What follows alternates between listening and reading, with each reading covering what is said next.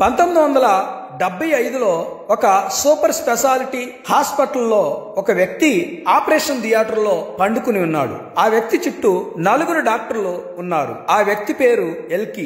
అతను engineering final year చదువుతూ ఉన్నాడు. ఆ డాక్టర్లు ఆ వ్యక్తితో, నువ్వు ఏదన్నా మాట్లాడాలనుకుంటే ఇప్పుడే మాట్లాడు, మేము టేప్ రికార్డర్ తెచ్చి రికార్డ్ చేస్తాము, నీవు భవిష్యత్తులో నీవు మాట్లాడే మాటలు వినడానికి ఉపయోగపడుతుంది, ఎందుకంటే మేము ఆపరేషన్ చేసిన తర్వాత నీవు ఇంకా మాట్లాడలేవు అని అన్నారు. ఎందుకంటే ఆ వ్యక్తికి నాలుక క్యాన్సర్ ఉంది కాబట్టి ఈ డాక్టర్లు ఆ నాలుకను కట్ చేయబోతా ఉన్నారు. కాబట్టి నీవు చివరగా మాట్లాడాలనుకున్న మాటలు మాట్లాడితే మేము రికార్డ్ చేస్తామని చెప్పారు.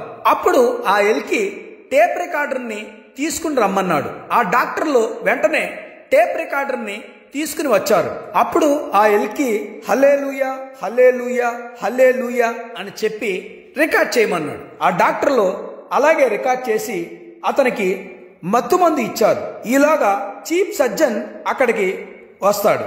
వాళ్ళని ఎక్స్రే అడుగుతాడు. ఆ ఎక్స్రే తీసుకుని వచ్చి అతనికి ఇస్తారు. అప్పుడు ఆ చీఫ్ సర్జన్ ఈ ఎక్స్రే ఎప్పుడు తీశారు అని అడుగుతాడు. 2 వీక్స్ క్రితం తీసింది అంటాడు. అప్పుడు ఆ చీఫ్ సర్జన్, ఇది నాకు అక్కర్లేదు, ఈ క్యాన్సర్ రోజు రోజుకి పెరిగిపోతుంది, నాకు ఇప్పుడు తీసిన ఎక్స్రే కావాలి అని అడుగుతాడు. వెంటనే పోర్టబుల్ ఎక్స్రే మిషన్ తీసుకుని వచ్చి మౌత్ ఓపెన్ చేసి ఎక్స్రే తీసి డెవలప్ చేస్తారు. ఆ ఎక్స్రేని పట్టుకుని డాక్టర్లు పరిశీలిస్తూ వెతుకుతూ ఉంటారు.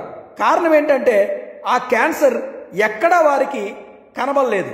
ఈలోగా ఎల్కేకి మత్తు వదిలిపోయింది, మెలకు వచ్చేసింది. డాక్టర్లు 2 వారాల ముందు తీసిన ఎక్స్రే, ఇప్పుడు తీసిన ఎక్స్రే ఆ ఎల్కేకి ఇచ్చి ఇంటికి వెళ్ళిపోమని చెప్పారు. అద్భుతం ఏంటంటే అతనుకున్న క్యాన్సర్ నుంచి ప్రభువు ఆ వ్యక్తిని స్వస్థపరిచారు. ఆ ఎల్కి అక్కడి నుంచి వెళ్ళిన తర్వాత ఇంజనీరింగ్ చదవకుండా ఆపేసి యూరోప్, రుమేనియా, బల్గేరియా, హంగేరీ అనే వివిధ దేశాలకు వెళ్ళి యేసుక్రీస్తు ప్రభు వారి యొక్క సువార్తను ప్రకటించడం మొదలుపెట్టాడు.